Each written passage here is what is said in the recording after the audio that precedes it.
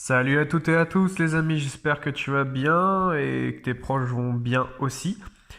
Je vais te donner mon avis sur ce que je pense sur l'e-sport et globalement sur le betting lié à ce marché. J'entends et vois beaucoup de tipsters, entre guillemets, atterrir sur la toile et pondre l'idée comme quoi le betting e-sport est une mine d'or, qu'il faut arrêter de parier sur le sport classique pour X raisons. Ça fonctionne très bien pour ceux qui mettent en avant le trading avec le copy trading. Les mecs te disent que tu vas devenir riche grâce à un téléphone et une connexion internet. S'il y a vraiment des personnes qui croient cela, il n'y a plus rien à faire pour ces personnes-là. Ils sont totalement perdus. C'est vraiment un marketing très très agressif et qui te vend du rêve. Mais en fait, c'est que du mythe comme souvent. Bref, revenons sur le sujet principal. Bon, déjà, il faut savoir que l'e-sport, c'est devenu une industrie aussi importante que le sport classique, parce qu'il n'y a aucune fédération ou institution qui régit les directives dans l'e-sport. Ce ne sont que des sociétés privées qui injectent de l'argent et qui organisent les tournois, les events autour de jeux comme, bon, pour en citer quelques-uns, Call of Duty, League of Legends, Counter-Strike, Fortnite, etc. Donc en gros, tout le monde fait sa tambouille, gère comme il le veut, vu qu'il n'y a personne pour dire quoi que ce soit. Du coup, évidemment, c'est un énorme business qui est né à travers l'e-sport. Le naming a pèse de tout son poids sur ce marché et les prize money sont devenus aussi importants que pour le vainqueur d'un grand chelem, d'un tournoi du grand chelem au tennis par exemple. Donc c'est assez fou, mais c'est la réalité. Qui dit gros business dit forcément tricheur.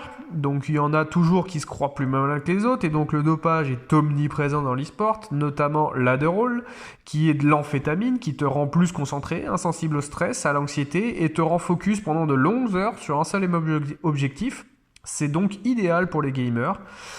Aux États-Unis, cette drogue est trouvable sous prescription en pharmacie, ce qui n'est pas le cas pour les Européens, mais durant les compétitions, les Américains vendent de l'Adderall aux Européens, donc c'est exceptionnel.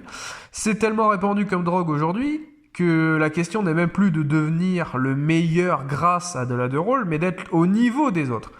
Les études ont prouvé que les nombreux effets secondaires dus à une consommation accrue d'Adderall sont des vomissements, perte de connaissance, nausées, difficultés d'endormissement, etc.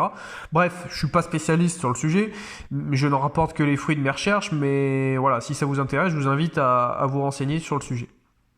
Bon, savoir que la majorité des sportifs se dopent, ça c'est le cas, les gamers, mais parce que les gamers sont des vrais sportifs aussi. Rester concentré pendant des heures sur un écran, c'est un sport, clairement. Et consommer de l'Adderall, c'est du dopage. Donc voilà. Mais faites pas les innocents, ne crois pas que les footballeurs ou les tennismen ne se dopent pas pour accroître leur capacité physique ou mentale, parce que ça l'est. C'est juste que voilà, il y a beaucoup moins de systèmes en contrôle antidopage qu'il peut y avoir dans le cyclisme par exemple, qu'il peut y avoir dans le football ou le tennis, et encore beaucoup moins, parce que c'est inexistant dans l'e-sport.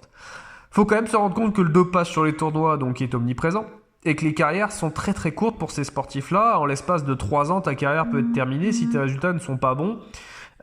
Donc les hauts prize money et le dopage paraît être logique pour ces gamers quand on y réfléchit bien. Il y a un parallèle qui peut se faire avec les étudiants aussi. Les mecs se droguent à l'Adderall également pour être davantage concentrés, insensibles à la pression, pour éviter une quantité énorme de cours et donc être pareil pour les examens. Cela touche un public très très jeune et donc globalement très court-termiste dans sa vision. On dirait un parieur lambda en fait. Donc personnellement, miser sur une bande de gamins qui se droguent, peuvent avoir des comportements très inconstants, avoir des visions très court-termistes, déjà rien que cela, ça m'emballe pas à l'idée d'investir le moindre argent. La différence avec un sport dit classique, c'est que les contrôles antidopage sont plus nombreux. Quoique dans le foot, comme je disais, c'est presque inexistant. Mais globalement, il y a quand même des fédérations et des institutions qui chapeautent un minimum les compétitions, les sportifs, et donc il y a un cadre légal qui régit dans ces sports. Ce qui n'est pas le cas d'e-sport, où ce sont les sociétés privées qui organisent les tournois et les entreprises qui produisent les jeux vidéo qui font plus ou moins leur loi, je pense à Activision, Riot Games pour ne citer que. C'est évidemment à vous de voir, je ne dis pas que l'e-sport n'est pas un marché intéressant, je pense que sincèrement qu'on peut gagner de l'argent avec le betting e-sport, cependant il faut la même rigueur, tenir et respecter une stratégie d'investissement, avoir mis en place un plan d'action pour la gestion de ta bankroll et de ton money management, et il faut rester patient et à l'affût des infos. Il faut aussi regarder les matchs, comme c'est le cas pour les sports classiques, c'est tout pareil en fait, donc les mecs qui vous disent que c'est une mine d'or, ce sont juste des escrocs. Et comme tous ceux qui vous font des promesses de gains d'ailleurs, mais ça, c'est un sujet qu'on arborera dans une autre vidéo. J'espère que tu te coucheras avec moins de croyances que la veille. Après avoir écouté cette vidéo, je serais content de te lire en commentaire pour qu'on en parle tous ensemble.